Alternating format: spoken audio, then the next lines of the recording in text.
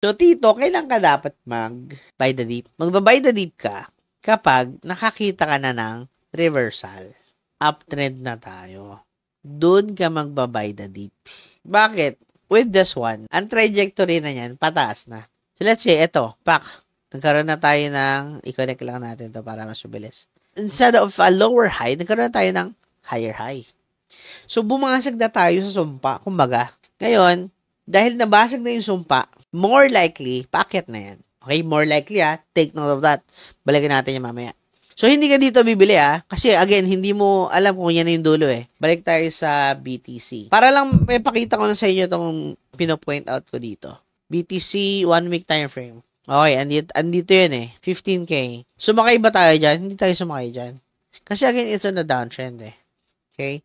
Ngayon, sabi ko, and I believe napag-usapan din namin to ni Ramin sa shoutout to you, brother. Nung isang content namin when we are in Cebu. So, sabi ko, magiging bullish na ako kay Bitcoin pag na-reach na yung 30K. Based doon sa other confluences ko or other indicators na kinoconsider ko. Ideally, pwede naman na yung 20K. Sabi ko, pag umangat tayo dyan, yun yan. Pag nabasag natin yan, that's it. Lower high, lower high, lower high. Tapos, boom, nagkaroon tayo ng candle natin, line natin. Ayan nagkaroon tayo ng boom, higher, high. So, ano ibig sabihin nun? That can indicate na, oy, paakit na tayo. Ay, di ba?